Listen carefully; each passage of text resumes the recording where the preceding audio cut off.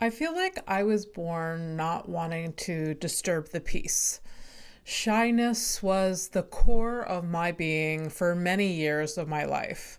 As a child, I was intimidated by people and the world around me.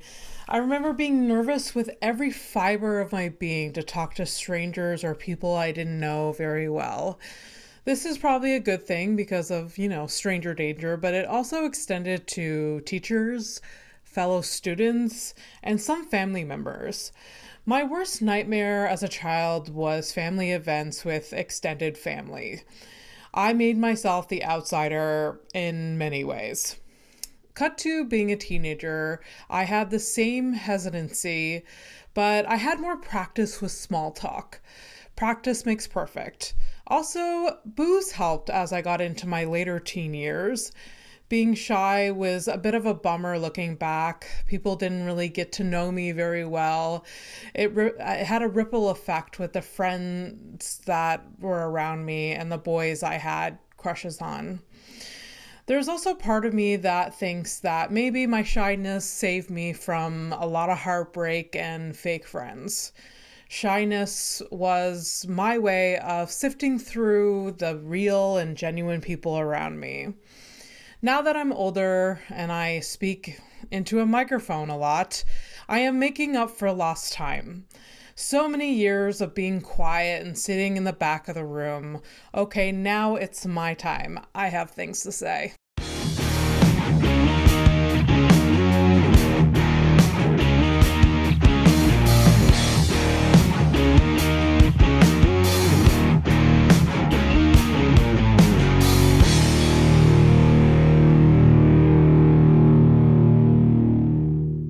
Welcome to House of Stone, the podcast where everyone has a story and we get into the nitty gritty of it all. Yeah. Today, I have a wonderful guest, Raajiee Chelliah. Hi. Hi. I've been wanting to have you on the podcast for so long. Yay. You're delightful, and I'm so glad you're here right now. Oh my god, I'm so happy to be here. Even though you were stuck in traffic for hours to get here. It's worth it. Hopefully. I've been waiting to be on this podcast, so I am ready. Let's go. It's been a trend in the last couple recordings where like, I've been waiting for you to ask. I'm like, why don't people ask me? Like, to be on your podcast? Yeah, I'm always nervous to ask people, like, is it someone's vibe? Like, no, you know what it is? I knew you'd have me on. I knew you'd have, like, I knew. Wait, you're like, she'll figure She's it out. gonna, no, like, I know that, there's a lot of people in the Montreal comedy scene. There's a lot of people, I'm sure, that you want to get on who are not even comedians at some point. Yeah. So I'm like, I'll make my way in there. I'm not worried. That's good. I'm glad you weren't too, like, nervous. Yeah, no. Okay. I know that you have always had good intentions, good vibes, and you've always been so warm every single time we've met. So I'm like, I know that there's no there's no bad blood or anything like that there. So okay, it's good. like, I hope no one else thinks that. no, I don't think so. I don't think anyone thinks that about you, Abby. You're like the most like heartwarming, the sweetest, I'm kindest sure there's person. someone out there that's just like, don't care for that bitch. Fuck them. You know what but I mean? I don't care. At the end of the day, if you think that, I probably don't care much about you. Exactly. That's the way to go. 2024, here we come. Exactly. Well, I have a little bit of an intro for you. The one that you didn't send me. No, I'm kidding. No, I just so listeners get to know you a little bit.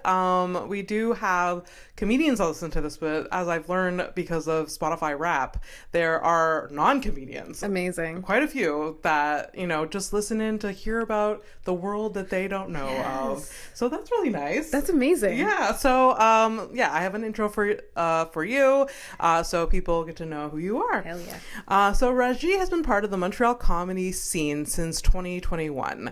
She hit the ground running and has been a scene favorite pretty much since the beginning. She gets real on stage about life as a data analyst, dating, and growing up in an Indian immigrant household. Her talent has not gone unnoticed. In her first year of comedy, she was part of the Montreal Just for Laughs festival and recorded for Just JFL Originals. Since then, she's performed in France, toured Canada performing, and was named Montreal Gazette's comedian to watch. In last year was 2023 or this year. It was this year, yeah, 2023. Yeah. My reign is coming to an end. Yeah, yeah. It's confusing because they announced it in 2022, the year before. Yes. They're like, but watch out for next year. Yeah. But I'm like, yes. This is it. I only have a month left. It almost feels like a reward for what you already have done, but then it's just like, we'll watch what's coming. Yeah. Watch what's coming. So yeah, welcome to the podcast. Woo, we made it. We made it. Yes.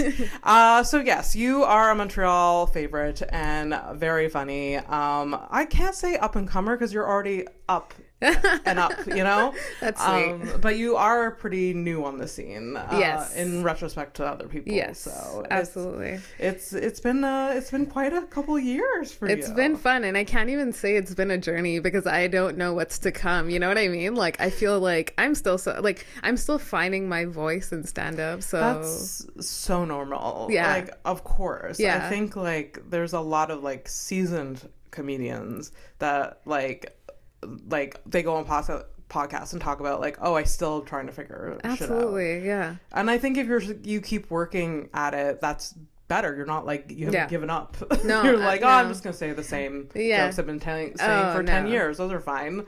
No. Gotta try the new stuff. Gotta fall down and get back up, you know? Oh, absolutely. Yeah, absolutely. yeah. So the topic I picked today, because I read a little article about you, just to, kickstart this episode, the topic I picked today was being a shy kid.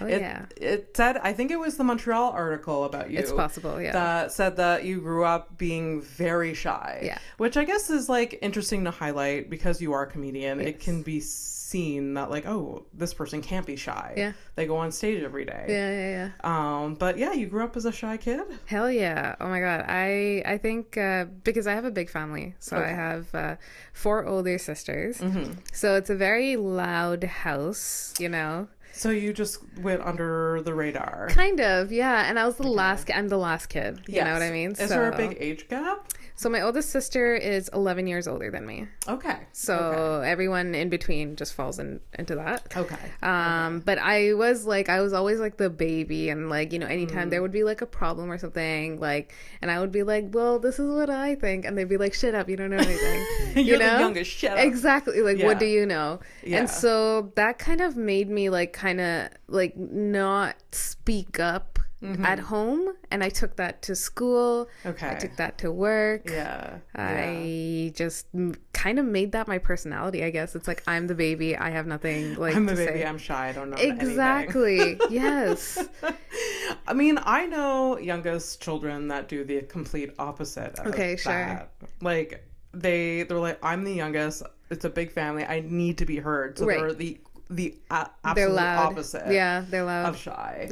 Yeah. So it's interesting that you took that route. Yeah. I mean, it's also so I grew up, like, I'm Tamil, which is so my parents are from Sri Lanka. Yeah. And so we're already a minority, whether it is in Quebec, whether it is in Canada, also in Sri Lanka itself, we're a minority. Okay. Yeah. Really? So there's 2 like populations, I guess I would say, is the Sinhalese, and then there's the Tamils. Okay. And there's been like a civil war that's been happening since 1983, and it's still like kind of ongoing, although they said that it ended in 2009. Anyways, there's a lot of like trauma there. So there's a lot of like deep-rooted issues and generational trauma that comes with it from like my parents. They fled the war to come to Canada. Okay. Wow. So my dad came first, and then 2 years later he sponsored my mom and my 4 sisters. Wow. They were all born there. Holy shit. Okay. Yeah. I'm the only one that was born here. When did your dad come to Canada? 1990. Okay. Yeah. 1990. Okay. Yeah. Wow. My mom came in 92. That's incredible. Yeah. That's incredible. It's such a like a, like there's a lot of like deep rooted like trauma and like issues there. So anytime there would be like conflict or anything, like my parents like first go-to solution would be like, don't say anything. Okay. Just shut up, keep your head down, and keep walking. Okay. So being shy, like you see that type of trait like with your family. Yeah. Just like going through life that Yeah, way. Exactly. Okay, that's so interesting. It's just like if you make noise, like people might notice you.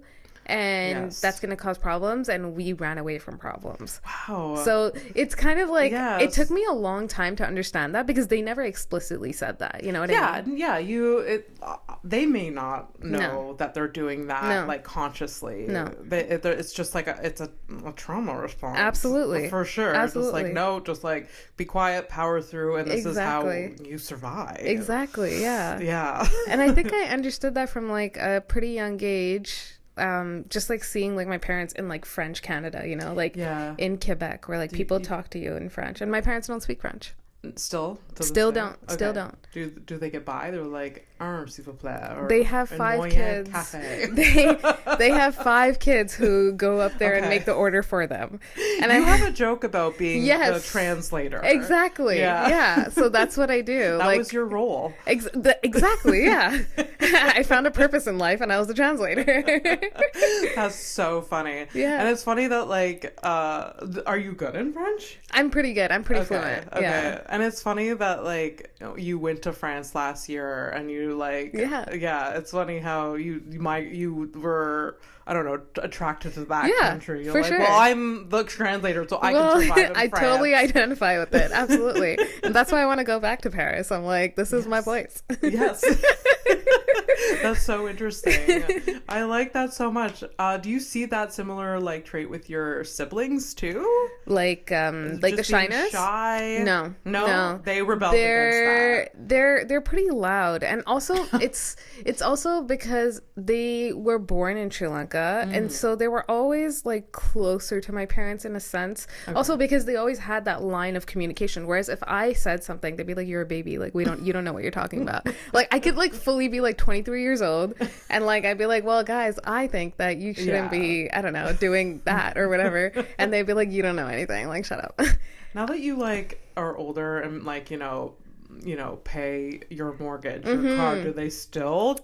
So like when does your opinion matter, Raajiee? Honestly, never. Because now that I have responsibilities, now that I have a full career, I would argue that I am the smartest out of my sisters.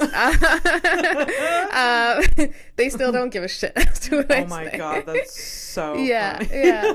They're really like, if like, let's say like I've been talking about like wanting to move to the UK and whatnot. They're like, oh, like you should talk to your sisters about that. Like, and I'm like, what do they have to do with the UK? What do they know about the UK? They've never lived there. Yeah. They don't have anyone there. You were there for a few months. You have some experience with like living in a different country. Yeah, I'm the only one that's like lived in Europe for like 3 months. You know what I mean? Yeah. So I was like, no, like what does that have to do with it? But they just associate like it's like age, like my oldest sister's 40 years old, and they're like, okay, we'll talk to her because like she's older, she has life experience, so she knows better. Okay. And I'm like, but she doesn't have this experience, so you know what I mean? I love my sisters. Yeah. I love them, and I will talk to them about everything in case they listen to the podcast. But she would have asked your opinion regardless, because she wants her opinion to matter. Exactly. Yeah. Thanks, Abby. For sure. Oh my god, do you think that type of trend, I mean, it's generational trauma, but do you see that in like other Indian families being shy and like more reserved? I will correct you on that. We're not Indian. Oh, you're Tamil. Sri Lankan. I don't even like to say Sri Lankan because the state of Sri Lanka is trying to like ethnically cleanse the Tamils. But yeah, Tamils. That's what we say. Okay. So I don't. Yes, the oldest kid in a Tamil family will always get like the first opinion, the choice, the respect. They're just like kind of like seen as like the king of like their parents' heart, you know what I mean? Yeah. Or like whatever, they like own them in a certain way because it's just like they look at their firstborn like it's like, you gave me life, you gave me purpose, and you're the reason I am happy today, and you're gonna like take care of me when I'm older and like whatever. So you see that trend in other Tamil families? Absolutely. Yeah. Oh my gosh. Yeah, for sure. Okay. You have to talk to other youngest siblings. I do. But it's so different for me, right? Because I'm the youngest of 5 girls. Okay. Which is not common. It's not. It's like, I think Most of my friends, it's like they're either 2 kids, 3 kids. That's about it. You know, they don't have more than like 1 or 2 siblings. Okay. Yeah. Oh wow. So you're 5 a kids rarity is a to lot. have like that big of a family. Yeah. Do you know why your parents decided? I think they were trying for a boy. Yeah. Yeah. I'm sure, like, I've never like asked them like why'd you guys go so far? Yeah. But I'm pretty fucking sure. Like my dad's a mechanic. Like he was like a mechanic back in Sri Lanka, and he still does like a lot of handiwork and stuff. And I'm sure he was obsessed with like having a son to like pass that on. Oh my god, I can relate. I'm one of 3 daughters. And there was like I think I was like 10 or 9 or I don't know. It was like I was a kid, and like my parents, I think for 5 years were like, should we try for a boy? I'm like, are we not enough? Like, is this like you already like this is already chaotic? Yeah. You don't need another child. Yeah. And like there was like financial issue. It's just like, do you really want a boy that bad? Well, that's the thing. Like, I don't quite understand. On that. Like, but they didn't really like. It wasn't really that serious, but right. Yeah. But it was there. It was like a, hey, let's try for, which there's nothing wrong with it. But my parents went so far as having 5 kids. So, like, I'm sorry, but financially, logistically, those things are, you know, it's tough to plan out and handle. Now they're happy. Now, like, I don't think they're fine. Like, they have like 10 grandkids. They're good. Oh my God. Do you really have 10 nephews? Yeah. Wait, do I have 10 or is it 9? I think it's 9. 9. Yeah. So that's a busy household.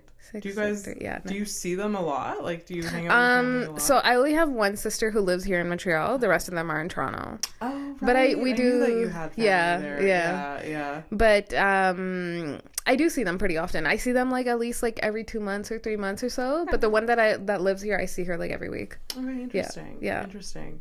I definitely can relate to being a child that was shy. I was always labeled as shy. Okay. I don't know if it was truly my identity, but I definitely was quieter than my siblings. You're number 2? So I'm the middle. Okay. So I had an older sibling that died young.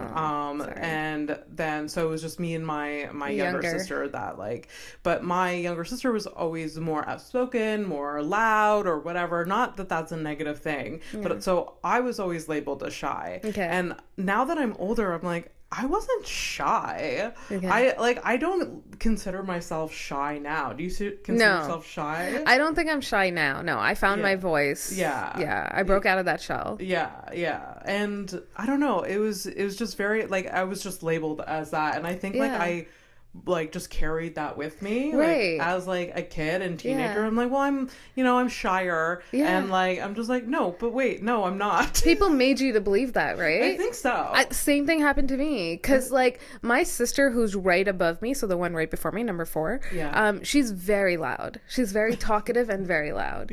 And people always associated that with like intelligence and like and I do she is intelligent. She's very, very smart and all those things. But they do label like someone that talks more as more intelligent. They do label someone that's shy as not as smart. Like this is gonna paint my parents in a weird light. Like I was shy and I didn't speak up in class, so my parents got me tested to see if I had like a learning disability. And like the person that tested me was like, no bro, she's fine. Like she's above average, she's okay, she just doesn't talk a lot.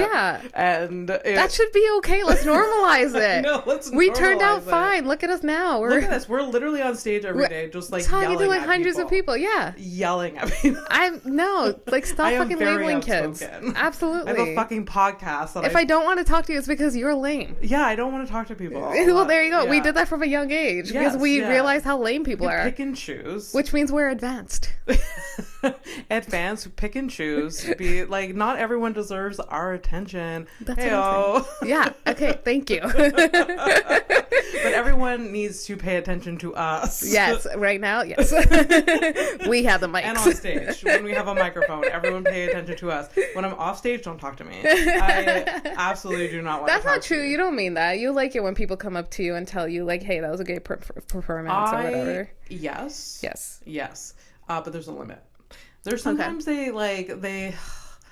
there's always like, I mean, I'm sure you've experienced this. It's just like unsolicited advice. Oh, yeah, 100%. And even though like I'm guilty of doing that, sure. I think like just like if we're like chatting, I'm just like, oh, have you thought about this for like this part of your joke or whatever?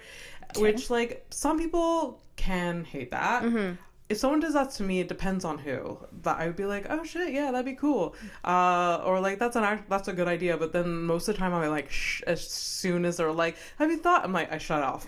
Really? Okay, that's fair. So there are like some audience members that like, I do like when they come up and compliment me. But like if they wanna like actually have a conversation, I'm just like, no. Okay. No, I have a limit. Okay. But it depends on who. That's fair. I get a good vibe, it's all about vibes. That's fair. Okay. I love it when like audience members come up to me afterwards and they're like, you know, like I loved your set and like whatever. Or especially, oh my God, if there's like brown girls in the audience and they're like, I loved your set. That's my target audience, right? Yeah. Like I want them to relate with my story and whatever. Yeah. I mean, girls in general too, but like, I mean, ideally everyone. But yeah, that's like when they come up to me, it just like it feels like you're doing something right? Oh yeah. And like if there's a conversation that follows that, like saying like, hey, like, you know, you spoke about like my struggles, like growing up or whatever, like, and this is a great laugh. Yeah. That to me is a great conversation following that. So like, I'm not shy in those instances because there's also a topic at hand. Yes. I am shy when there is no topic at hand. Oh yeah. Small talk is the absolute worst.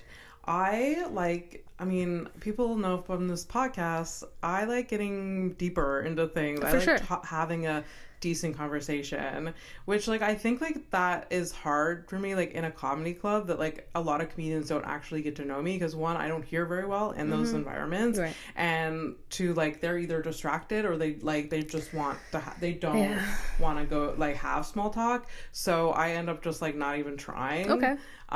So I don't like small talk at all with like audience, like I get nervous almost. Same. It's like, no. Same. Same here. So like when it comes to like, should I talk or should I not talk? Yeah. When I was younger, I always chose to not talk. Although even in like a situation, let's say like my family's over and like my uncles are there and whatever, and they're talking about something like say like the school system or whatever, right? And I do know about it. Let's say even if I was younger, I do know about it because I was in school and you know I've read on it or whatever. I still won't say anything. Okay. Because my sister will come talk. Yeah. And she will be loud and you know she talks a lot and whatever. And my other sisters will join in and they'll talk and I'll be like, okay, cool. Well, if you guys are taking care of this, I'm not gonna speak. Job done. Yes, job done. That's it's great. Taken care of. There you go. For sure. I often find that as like a shy girl, I say that in quotes because like I don't really like someone that like learns how to pick and choose like when to like speak up, that I allow people to speak. I actually hear them and then I'm like, okay, I don't actually have to impose my views on this because either their views are already solidified. I don't need to like waste my time and effort on this, or like it's just like actually listen, where I find like they're like it's undervalued, like in conversation people end up not and listening to each other. They just talk at each other. So I learned that I guess like shy or like just being very selective, or I did suffer with like social anxiety a lot, growing up too. So like I just learned how to like impose myself. Impose is not the right word, but like put myself in certain conversations. That's fair. For sure.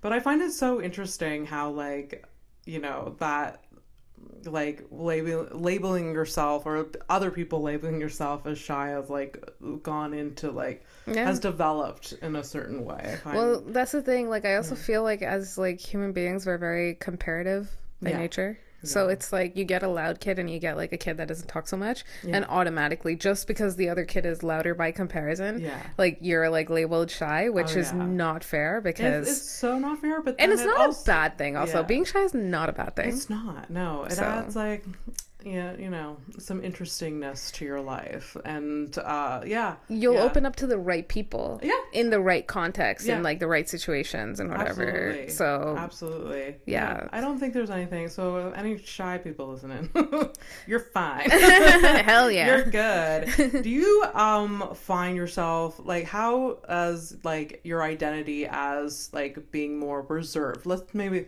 not reserved, like, or shy or whatever. How is that translated in the dating world? Oh yeah. So that's very deep rooted because again, my sister who's right above me, the number 4, she talks really well, but she's also very, very pretty and very, very light skinned.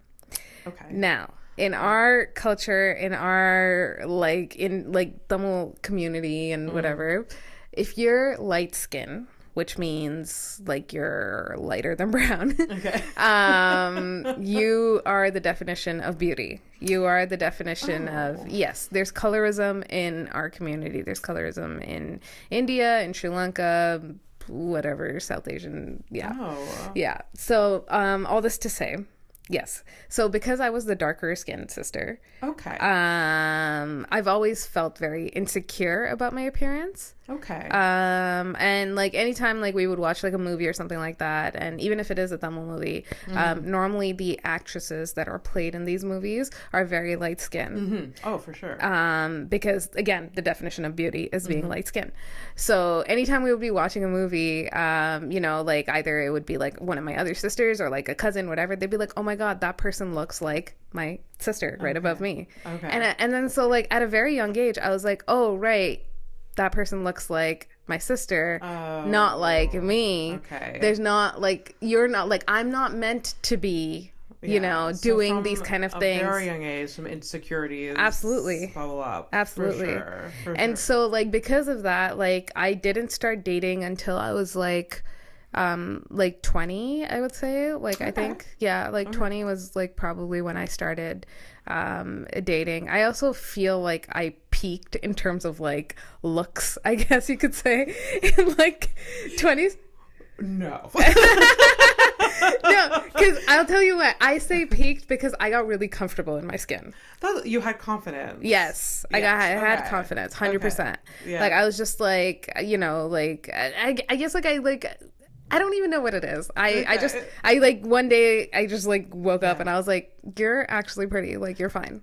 I find like as I get older, like that it goes.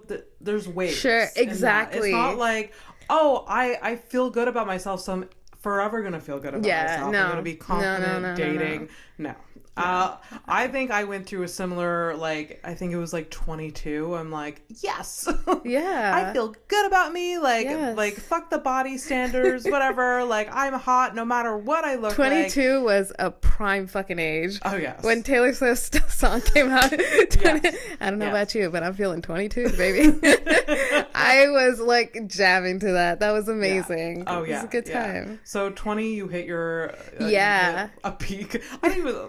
Okay, You're sure. So, like, the person sitting beside me right now is so fucking beautiful that I'm like, stop. fuck you, Raajiee. You are You're still so sweet. peaking.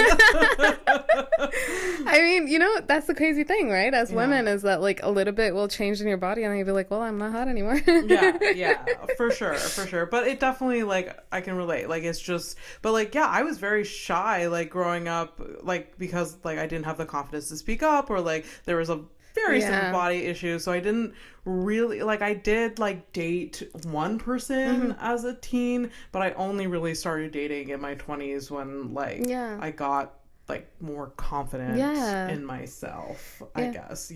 And like, even like when I started dating at 20, like I felt like I was like late to the game in a sense. Oh yeah, I felt that too. You know, for like, sure. I still feel like that. Yeah. Like I have a joke about it. Like my first boyfriend is like Mike. Cause like we started dating 2 years ago. I was in my 30s. Yeah. Like, I dated a lot. Like, I had a hoe phase, like, slutted Amazing. it up. Yeah, baby. In my 20s. There was some crazy years. I love that. But I never actually had, so I still, like, right now, I feel, like, insecure. I'm like, I should know how to date someone. Yes. I should know how to be in a relationship. But we're figuring it out now. Hell yeah we are. Like, but yeah, like, I started, and then I got into a really serious relationship at 23. Oh, nice. Okay. Yeah, and I was with him for about 4 years. And Oh, yeah, wow. 4 years. Yeah, it's insane. Interesting. Okay. Great guy. Nothing but respect, but yeah, things just didn't work out, and I wanted to do stand-up comedy. Yes. So that's part of your got out of that. That's one of your stories or whatever. You broke up with him because he wanted to do stand-up? Yeah, because I wanted to do Really? stand-up. Yeah. Because he was not supportive. He of was that. not down for it. Although, like, later on, like, he did kind of come around to it. Like, a couple of months later, because I was, like, pretty serious about it. And this was in the pandemic. Yeah, you, yeah. I started in the pandemic. In the pandemic. Like, I started, like, right before Omicron started. Like, Omicron hit the ground running. Right. And then we went on lockdown. Yeah. So I didn't do, like, it's like I started in October, and then we went in lockdown, like, November, December. And then January, I think we started again. So technically I started, like, January of 2022. Okay. Like, it was, like, you know, like, I did, like, a few mics or whatever, and then bam. But you were very serious from the beginning. Yeah. For sure. And it showed because, like, the first year you got on Just for Laughs, and I remember. Do you remember you did Funny Juice? I did. Was it like it was my open mic Yes. a couple years ago, and that wasn't your first time. It was your second time performing. Right? No, that was like my third or fourth. Yeah. Okay. Yeah. Okay. And I remember like just being like, "What? Yeah. You're so new and you're so funny." And thank you. it's just a very unique voice, and I love seeing that. Thank you. It was really great. It was fun. It was fun. Like, and I remember, like, I was like, you know, when you start, like, you're so excited by every single stage time that you get. Like, you're just like, oh, like, yeah. I was in Toronto that weekend. That was your show, and your show was on a Sunday night. Yeah. And I was really adamant with my parents. I was like, we need to leave at 9:00 in the morning so that I can come back to Montreal on time. I vaguely remember, like, oh, I just got it back in. Literally, like, we got back in, and then I was like, I need to go. And I like fucking bolted out. Smallest open mic. It doesn't. Like, but there it matters. It matters. There you go. For me, it still matters. Like, I still like put like. Yeah, I still value a lot of like the open mics I do and the stage time I do. But I remember when I first started, it was just like I would just be over the moon when someone like said, "Yeah, I'll book you in for this day." You know what it is? So when I started comedy, this is totally off track. I saw a poster of your show called Get Fucked. Yes. Yeah. And I saw Darren was on the show. I saw you were on the show. I don't know who else was on the lineup, but I vividly remember Darren because Darren, anyways, we worked together at some point. He used to be my supervisor.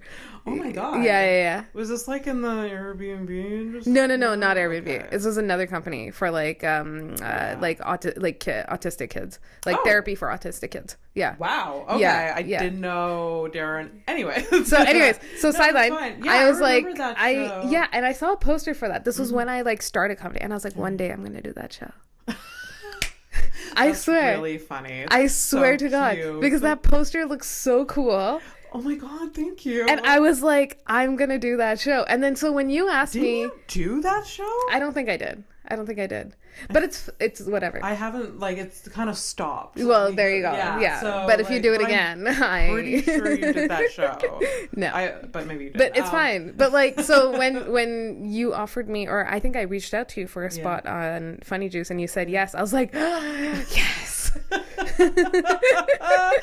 Oh my God, that's so interesting. Yeah, I remember that show with Darren because, again, peak pandemic. Yes. We were back and roaring for like a couple months. Yeah. So Darren, before the like 2020, I had a show scheduled March 20th, 2020. And of course, we all know March 20th, 2020, nothing was happening. So, and Darren was headlining that. And like when we started we started up again, and I started Get Fucked again. I was like, well, let's do it. Let's go. And yeah, I love that show. I mean, I've said it before. I hate producing shows. Okay. I hate selling tickets. I do it, and I like having the stage time, but like if I could just like give away tickets and still pay everyone, that would be fucking fantastic. Yes. But there's a lot of elements to it that I don't love. Okay. But that's so funny that you saw that poster. It was probably at the Diving Bell then that you saw the poster. Yeah. Okay, interesting. Yeah. Okay. I love that. I mean, yeah. Anyways, back to you. Yeah, you blew me away the first time I saw you. And, but what got you to the stage for the first time? It's such a, like, and I feel like I say this and like people look at me like I'm stupid, but like, I remember like there was a time where like during the pandemic I was just like working. I'm working from home, and I was like, surely this can't be life. Like this can't be it. Yeah. Like, you know, there has to be more to it. Like, yeah. I don't enjoy myself at this very particular moment. Yeah. And whatever. And then there's this app called Clubhouse. Do you know what it is? Clubhouse? So it's like an audio only. Bell, but like, it's like think. Do you know Twitter Spaces?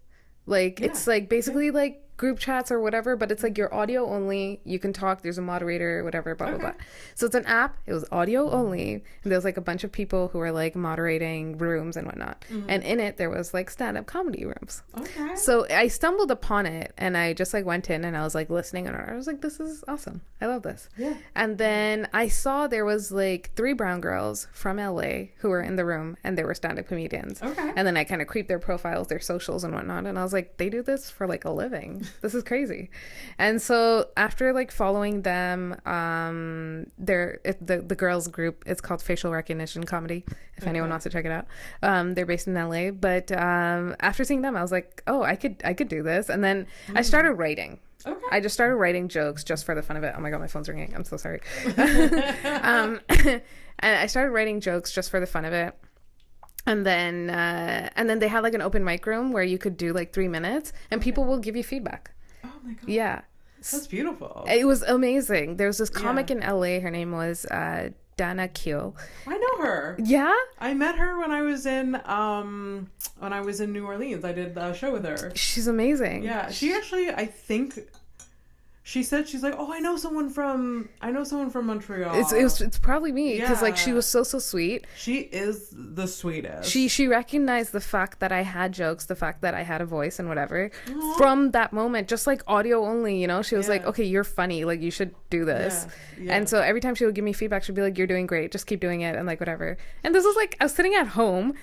And I was like in my pajamas and whatever, but every time I got the chance to speak those 3 minutes, it was like butterflies. It was amazing. Oh my god! But it was so sweet. I was in my own house and I was just doing that. And I love that. It's so interesting. Like I know like one other person that started doing comedy in the pandemic, a Zoom show. Yeah, and that just like blows my mind. Yeah, like, because Zoom, I mean, this Clubhouse was a bit different, but Zoom shows, like, it's just not what the magic of stand-up comedy is live. And the fact that, like, you got this, like, these butterflies just by this, and it's just like, oh, of course you're gonna love it. Yeah, of course, But again, coming back to, like, being, like, a shy girl, like, I don't like if there's like a group of people, like I'm very hesitant to speak. Whereas when I have material and jokes and whatever and I'm on stage, it's like you become like this new person. So it's like even from making that jump from being a shy girl to speaking to like these random people on an app, although it's audio only, like it's like I was nervous, I had butterflies, but I was very excited to do it. So it's like you know, that's so cool. And had you gone to a stand-up show before this, or like watched stand-up? When I entertained the thought, it was like actually in the pandemic I was FaceTiming my friends a lot. So like we were FaceTiming each other, we were just like talking. And I had these 2 friends who are still till this date like very, very good friends of mine. They like I used to do impersonations of my dad just on FaceTime. And so they were like laughing and they were like, you should do stand-up. And so that started a whole other like fire because I was like, okay, so then like Clubhouse and all those things. But But yeah, what was your question? Sorry. Oh, if you've like watched stand up. Oh, right, yeah. Like, or like seen a show before you. So because like they said that, whatever, and I started the Clubhouse thing, right out of lockdown, there was some stand up shows that were being like kind of open, but like reduced capacity. Yeah. So then I went to the Nest. Okay. I went to one of Sid's shows at Peroni's, and I don't know where else I went. But then I started just watching YouTube stuff and whatnot. But before that, I did not, like, I've never been to a stand-up show. I don't know a lot of, like, obviously you know Kevin Hart, like, because he's, like, everywhere and whatever. Yeah. But I didn't know any other stand-up comedian, like Sugar Sammy, because he came to colleges and stuff like that. Yeah. But that was about it. So have you developed like a fandom for any other names than that now that you're like in like you mean like the big names like the LA comics and the New York comics? Come to Montreal during the festival. Yeah. Stuff like that. Oh my god. I have been like binging a bunch of Phil Hanley's videos. Oh yeah. He's good. He's incredible. I am obsessed. Yeah. Like anytime he posts a new video, I am like geeking out and I'm like, oh, this is gonna be good. And it's just like I feel like I want to study his crowd work. Like how his brain works and like his art form, everything. Crowd work is just I've tried to do it, a little bit of it, but like it's tough. It's tough, and when someone does it so like magically, like just like Kirsten does it so well. Yeah, that's another comic who I really love. I love watching her so much. I've seen her a few times at Just for Laughs. Amazing. And yeah, she's really, really great. Like, and she does it in a way that like doesn't really like it, like she's not punching down at anyone. Yes. Yeah. So I really like that a lot. Okay, cool. So my next question, and we already have to wrap up. Oh my god, pretty soon. Like really? We have 10 minutes. But like no. Okay. I want to make sure that I get to like. Yeah. No, don't worry about it. Even if it's like 15, 20. It's fine. So you did Clubhouse for the first like you did Clubhouse during the pandemic. What was your first open mic? When was that? That was in September at the Comedy Nest. The Comedy Nest was the first. Yeah, the Comedy Lab. Yeah, I my first open mic was at the Comedy Nest too. Nice. And looking back, I should have done a smaller mic or something. Oh yeah, so intimidating. There was a lot of people. I mean, there was a lot of people, and it's very professional. Actually, no, I like that my first time was there. Yeah. But yeah, it was cool. I think it's a great setting for like a first time. Yeah. It is intimidating though. I see first timers there, and I'm like, there are easier places to be. Sure. Just like less stakes. Well, I mean, there's not high stakes there, but like it just feels like a lot of pressure. Yeah. There's a fucking green room. There's like there's proper tech. Yeah, like so true. When I started, it was right out of the lockdown, and so it was still reduced capacity. Yeah. So you can imagine, like, it was not packed at all. No, it was not packed at all. But I only told one friend of mine who was an ex-coworker of mine, and she lived like very, very close to the Nest. So like I was like, you can come, but I told all my other friends, like you can't, like there's no way, like none of my family, no one was allowed. So which was fine, but she came, and I remember at that time they were asking you to bring back the mic, like unplug the mic, bring it back so we'll disinfect it and give it to you. So on top of having to memorize 5 minutes of material, you have to like unplug a wire and put it into this thing, which I know sounds trivial, but when you're going on for the first time, it's a lot. It's so much. It was daunting. And I have done it a million times now, and even now, like if they start like implementing that, I would be like, it'll still like irk me a little. Like I have to like fucking fidget with the thing. And like if you have like experience in it, right? Like you've done it like 5 times or whatever, you're fine. Like you're gonna go up there and just be like, I know how to like whatever align this. The first time that I went up, I couldn't get it in.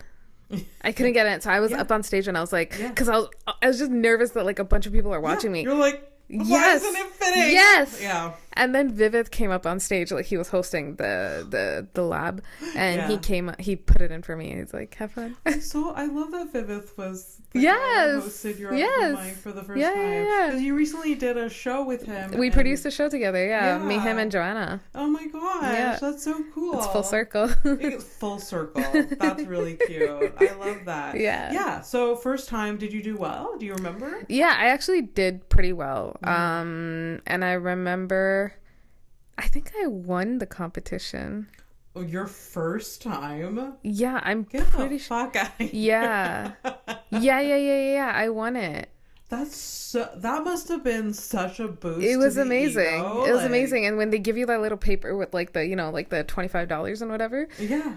I don't know if I should say the amount, but here we go. Paid the first time you did stand-up.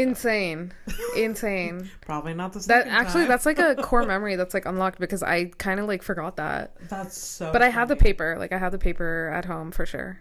Yeah. That's so funny. Yeah. That's so cool. Yeah. I love that so much. What was your second mic? My second mic was also at the Comedy Nest. Okay. And this time I told my friends and family to come. Okay.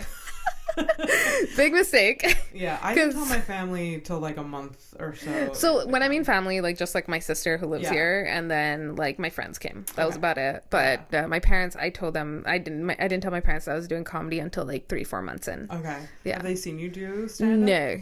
No. I'm gonna wait till. I still don't think I've done anything so big.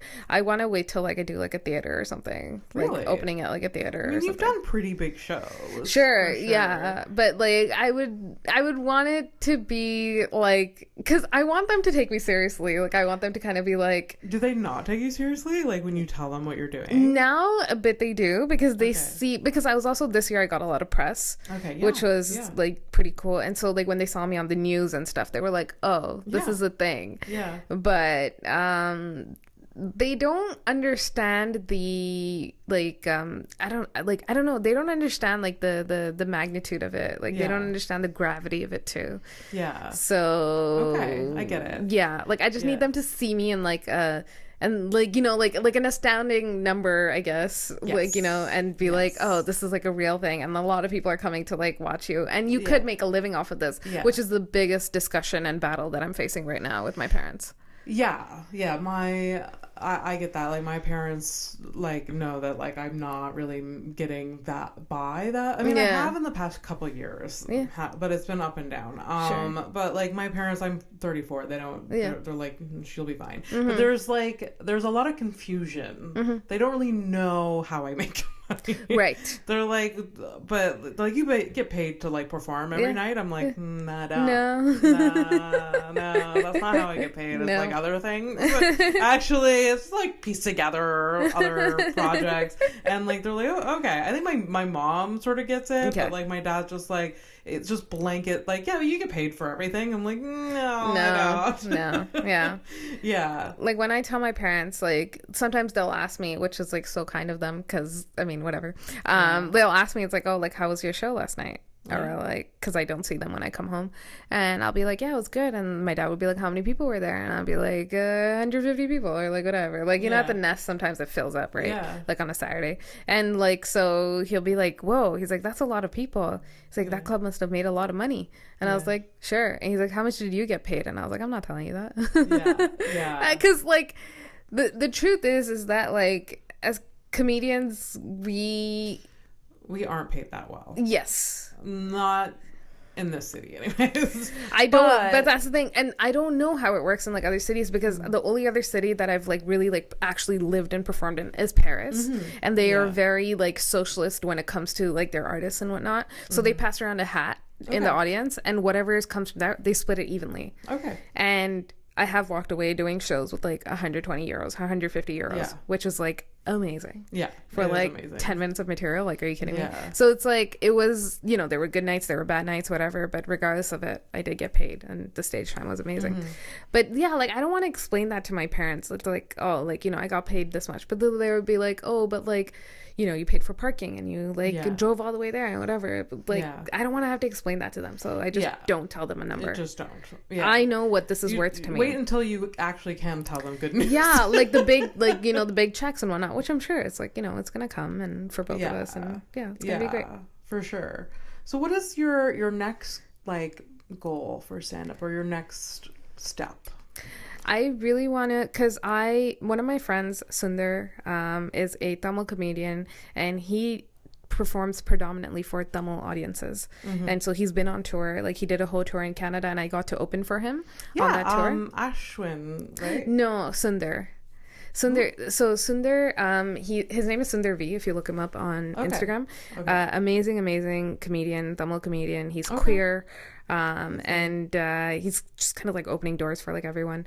And so he took me on tour this summer, and I got to perform twice at the Comedy Bar in Toronto to like 150 people both times. It was sold out shows. And it was amazing because like I have a completely different set for my Tamil audience and a completely different set for like white audiences. So I'm like, I haven't picked a path as to like if I want to just perform for like a Tamil audience, if I just want to like perform to an English audience, but I really want to try my best to do both. I would love to go to the UK and kind of get my name out there in that sense and build an hour so I can go on tour in Europe. That would be my first goal. I love that for school. That's such a good goal. Thank you. Holy shit. I love that so much. That's so fun. So like we did talk a little bit before we started recording that you are planning to go in January. Yes. Hopefully that works out. I mean, if it doesn't, it doesn't. It doesn't. There you go. Yeah, exactly. Just come back. Yeah. London is Try scary. again another time. No, there you go. Yeah, that's it. Yeah. Progress is not linear. So yes. You just got to keep trying. I love it so much. So we do have to wrap up. I know you have to go on a date. I didn't say that. It's fine. But we always end the podcast with 2 questions. Yes. The first question is, what's the hardest thing you've ever been through? And the second question is, what are you most passionate about? Guests can sometimes only choose one of those, both of those. You can just go for it. Sure. Yeah. I think the hardest thing I've ever been through, like life event. It could be anything. Jesus anything Christ. You would like to share. You can go deep. Well, this is gonna be fucking dark. My first dog passed away during the pandemic, so that was probably the hardest really thing. Hard. Yeah. I just had I'm making it about me again. No. Sorry. I just had a dog. My parents' dog passed away like a couple weeks ago, and I'm like, well, I should end my life now too. Oh my God. You grew up around the dog? Well, it's been in the family. I didn't grow up around it because I'm 34, so it's been in the family for 13 years. Which is so it's been around for a while. And I fucking love that dog. Like losing your pets is by far the hardest thing ever. My heart goes out why do I get attached to things? Like never again. It's the worst. It's literally the worst. And like I have a dog right now, Marshall. He's 5 years old. And I'm obsessed with him. And like just thinking about even like moving to the UK or whatever, I'm like, but like I can't do that. Like I did the 3 months in Paris without him, and I was like, I missed him so much. Like every time I saw a dog, like I would just like break down. Like I was just like God. that. No, it's tough. And so like I was like, I can't be separated from him. But at the same time, I'm like, I know he would want me to go on tour. He would support your dreams. He will. He's obsessed with my parents, so he has them, and it'll be fine. He has them. And he'll be here when you get back. He's still very young. Yes, my baby. Oh my God. I love him. Okay. And what are you most passionate about? I mean, I want to say stand up, but I feel like that's such a surface level answer. I think I'm the most passionate about my identity. I am so proud about being Tamil, and I love my people. I love where my people come from. And I was in Sri Lanka earlier this year, and I spent a lot of time in like, you know, the areas where like my parents grew up. Spent some time with my cousins and whatnot, and I love my family. So yeah. I thought that was a good answer. Yeah, hey. Hey, I did good. I'm trying. Was that your first time back? In Sri Lanka? No. The first time I went... No, the first time I went was in 2015. Okay. And it was actually the first time my parents have been back. Oh, yeah. Interesting. So they, like, after 25 years, they went back home. That's crazy. So that's, it was wild. And it was my first time in 2015, and then I went again this year, and this time we went for 5 weeks, and it was just me and my parents, and then we joined like my cousins from the UK there. But yeah, I don't want to travel alone with my parents again. I love them, but you fell in love with the country and the people there. Yes, and the people. Okay, and the country's in shambles, but the people are great. So I love that. Thank you. That. And you have lots of great jokes about, you know, your background, and it's so fun to see you grow and explore your voice. Thank you. Hear the jokes about. It's fun. It's very unique, you know. Thank you. Yeah. I appreciate it. Thank you so much for being here. Yeah. It's been so much fun. It was fast, but I tried to get everything in. I think I did. Sweet. Thank you. Where can people find you online? Instagram is where it's at right now. Yeah. I think that's what I'm working on the most. So at Raajiee C. That's it. And TikTok, same thing, same handle. If you just search up Raajiee, I'll show up there. And that's about it. Yeah. Okay. Well, follow Raajiee on Instagram and TikTok. You know where to find me. Please like and subscribe. Follow housestonepodcast.com for all the links. Hey. Thank you so much again. Thanks. Bye. Bye-bye.